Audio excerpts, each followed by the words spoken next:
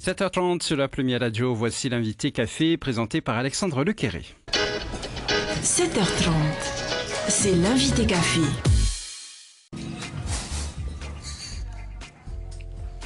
Bonjour Alexandre. Bonjour Mathéo, bonjour à tous et bonjour à notre invité café ce matin, l'avocat Dominique Hans, bâtonnier de l'Ordre des avocats de Papeete. Bonjour. Bonjour. Vous allez nous parler de cette initiative du Conseil de l'Ordre des avocats, des consultations gratuites pour les mineurs victimes d'abus sexuels, tous les mercredis après-midi pour ces consultations. Qu'est-ce qui peut les pousser, ces jeunes, à aller voir un avocat plutôt qu'un animateur social ou un gendarme ? D'abord parce que nous voulons nous rendre accessibles, disponibles à ces jeunes. Un gendarme, on sait tout de suite que ça se traduirait par une plainte et une évolution judiciaire. Ces mineurs peuvent avoir éprouvé la nécessité de rencontrer un avocat pour le consulter. Nous savons que nous sommes difficilement accessibles. En règle générale, on consulte un avocat sur rendez-vous, on va le voir dans son cabinet. Bien sûr, on savons que les mineurs ne feraient pas cela. Donc, nous sommes accessibles tous les mercredis après-midi et les mineurs peuvent venir rencontrer un avocat. L'anonymat est assuré, la discrétion bien sûr, le secret professionnel garanti. Donc, à mon avis, c'est une excellente solution.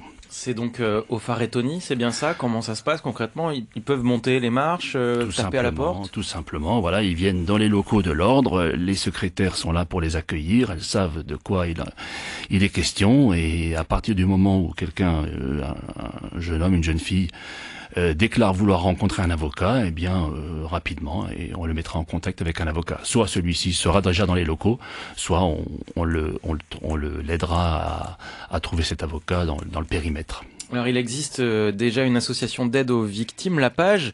Quel est son rôle et quel est le vôtre? Ce sont des démarches différentes, j'imagine?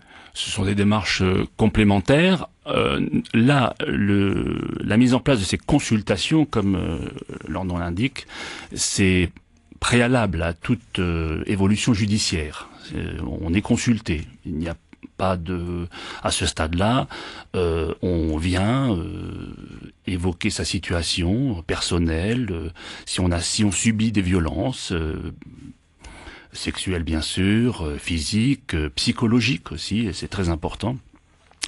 Et puis de savoir quelle solution on est susceptible de trouver à ces violences-là, à la situation de ce mineur tel qu'il l'évoque. La Page, bien sûr, accompagne les victimes.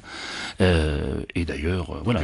Une fois qu'elles sont reconnues victimes. Donc, une fois qu'elles sont reconnues victimes, mais c'est vrai qu'ils peuvent également s'adresser au service de la Page, ils sont très compétents. Maître Dominique Hans, vous le disiez, c'est pas forcément évident d'aller voir un avocat. Il y a une question d'argent. Quels sont les honoraires? Est-ce que ça rentre déjà en ligne de compte dans ces consultations? Absolument pas. Ces consultations sont gratuites. Donc il est hors de question de demander des honoraires à des mineurs encore plus. Et par la suite, comment ça se passe? Il n'y a pas d'honoraires sollicités, jamais en ce qui concerne un mineur. Les avocats sont éventuellement rémunérés au terme de l'affaire, donc quelquefois plusieurs mois après, si des indemnités sont allouées aux mineurs.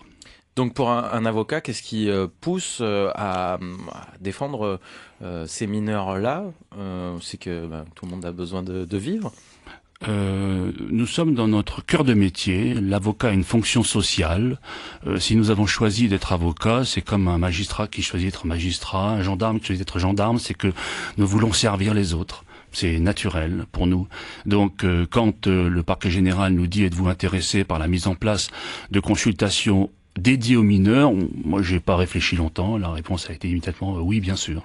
Et après il n'est pas question d'honoraires, les avocats sont commis d'office dans plein d'affaires. Vous savez que l'aide juridictionnelle est mise en place en Polynésie française. Bon nombre de personnes peuvent en profiter et je l'ai déjà dit plusieurs fois, l'aide juridictionnelle, ce n'est pas une rémunération pour les avocats. Les avocats perçoivent exclusivement une indemnité, c'est-à-dire ça indemnise la charge de travail ou plus exactement le coût du dossier. Donc déjà au titre de l'aide juridictionnelle, nous savons que nous ne gagnons pas d'argent. Dominique Hans, le bâtonnier de l'Ordre des avocats de Papeete, est avec nous ce matin dans l'invité café. Alors je le disais, une nouvelle session de la cour d'assises débute cette semaine avec encore une fois des histoires de viols, d'agressions sexuelles sur mineurs. Les violences intrafamiliales sont très présentes en Polynésie. Est-ce que c'est aussi le sujet numéro 1 pour les avocats du barreau de Papeete ? Non, c'est pas le sujet numéro 1, c'est un des sujets. Nous sommes très impliqués dans la société polynésienne et nous déplorons, avec le parquet, un accroissement de ces violences intrafamiliales. Il faut lutter contre cela par la prévention, bien sûr. Parce qu'il y en a plus ou parce qu'on en parle plus ?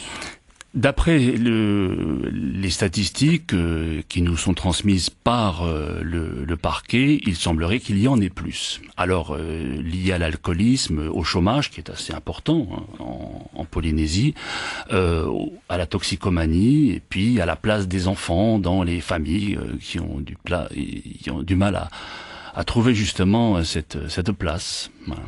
Justement, en parlant des enfants, est-ce qu'il faut savoir remettre parfois en cause la parole de l'enfant ? Comment ?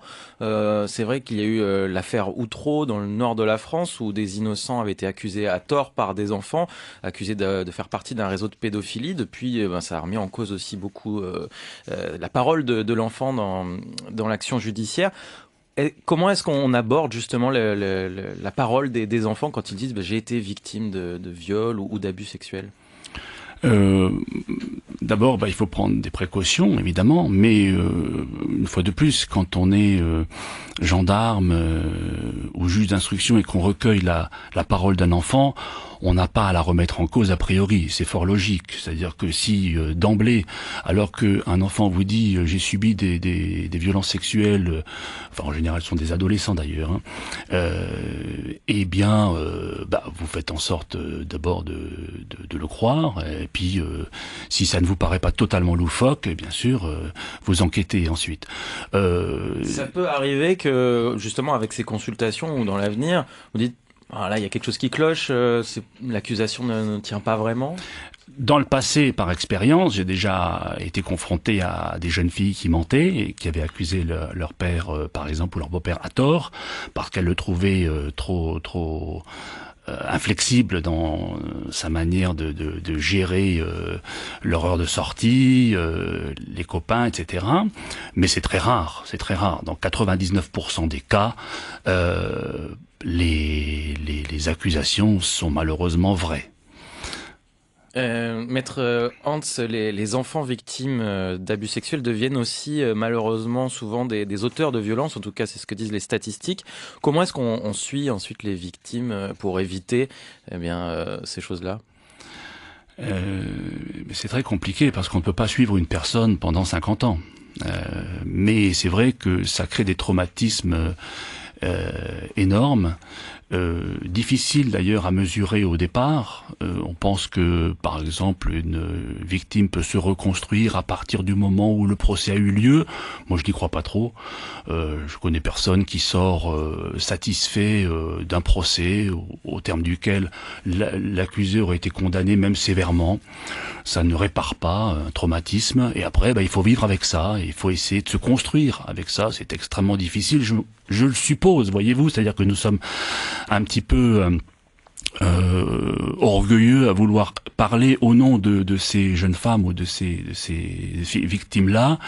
Je crois que ça doit être extrêmement difficile à vivre. Après, il y a le phénomène de résilience qui a été expliqué par certains psychanalystes, c'est-à-dire que, pour reprendre la phrase de Nietzsche, tout ce qui ne vous tue pas vous rend plus fort. Bon, voilà, il y a deux catégories. Il y a ceux qui s'effondrent et puis il y a ceux qui se renforcent. Mais ça ne laisse vraiment, nécessairement, ça laisse d'énormes traces. Maître Dominique Hans, merci d'être venu. Donc, on le rappelle, donc des consultations gratuites tous les mercredis après-midi. Donc, demain après-midi, où est-ce qu'on peut se rendre éventuellement ? Eh bien, dans les locaux de l'Ordre des avocats, vous serez accueillis par deux charmantes secrétaires extrêmement compétentes et qui sauront vous installer et parfaitement préparer donc votre arrivée et puis celle de l'avocat qui vous recevra. Au Wharetoni, donc à Papeete. À Wharetoni, au premier étage. Merci beaucoup, Maître Dominique Hans, bâtonnier de l'Ordre des avocats de Papeete. Une interview à retrouver en replay dans la matinée sur polynésie-première.fr. Merci beaucoup Alexandre Lequeré, il est 7h39. C'était